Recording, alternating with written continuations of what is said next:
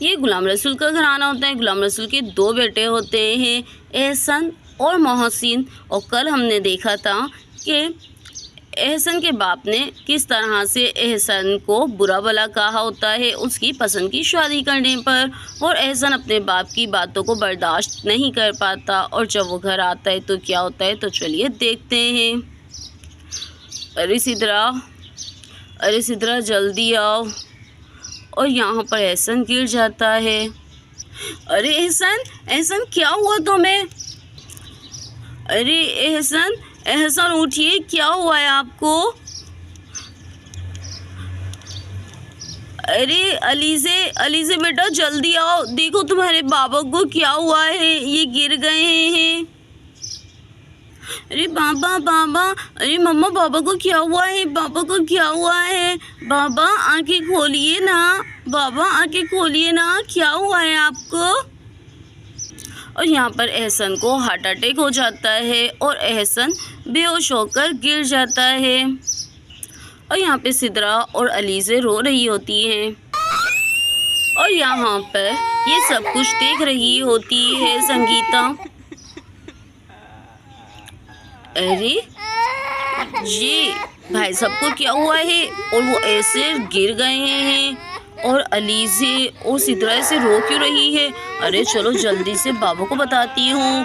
अरे बाबा जल्दी आइए। अरे बाबा जल्दी चलिए, देखिए तो सही, एहसन भाई के घर से रोने पीटने की आवाज़ें आ रही हैं। सिद्रा और अलीज़े रो रही हैं, और मैंने देखा है कि एहसन भाई चारपाई पे गिरे हुए हैं, जल्दी चलिए। और ये सुनने के बाद मोहसिन और उसके बाबा जल्दी से एहसन के घर की तरफ दौड़ते हैं।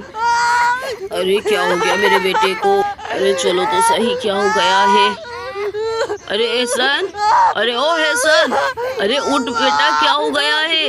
अरे उठ, क्या हो गया है? अरे मोहसिन ये बोलता क्यों नहीं है?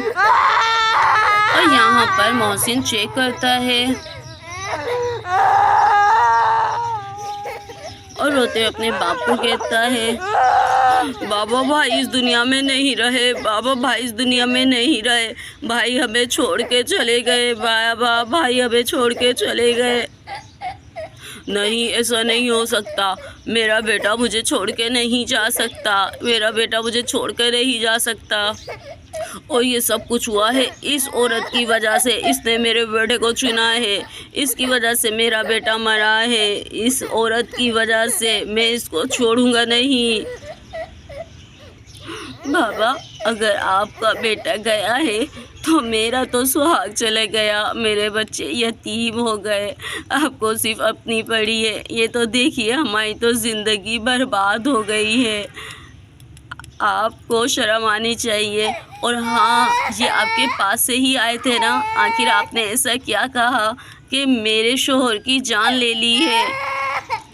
तेरे शोहर की जान तूने ली है, तू कातिल है मेरे बेटे की, जब से तू इसकी ज़िंदगी में आई है तब से ही मेरे बेटे की ज़िंदगी नर्क बन गई है, सिर्फ तेरी वजह से। और यहाँ पे सिद्रा का ससुर सिद्रा को ही सुना रहा होता है, और यहाँ पे सिद्रा सब्र करके चुप कर जाती है। और तभी सिद्रा का ससुर सिद्रा को और उसके बच्चों को घर से निकाल देता है। चलो अब तुम यहाँ नहीं रहोगी, खड़े हो जाओ, मैं तुम्हें यहाँ रुकने नहीं दूंगा, निकलो मेरे घर से। बाबा ऐसा जुल्म मत कीजिए, बताइए मैं कहाँ जाऊँगी अपने बच्चों को लेकर, मेरे बच्चे बहुत छोटे हैं, मेरा तो कोई आसरा भी नहीं है, माँ बाप भी नहीं है, आप मुझे यहीं रहने दें। और अभी तो मेरे शोहर की मैयत भी यहीं पड़ी हुई है, मुझे इनके जनाजे की तदफीन तक तो रुकने दिए।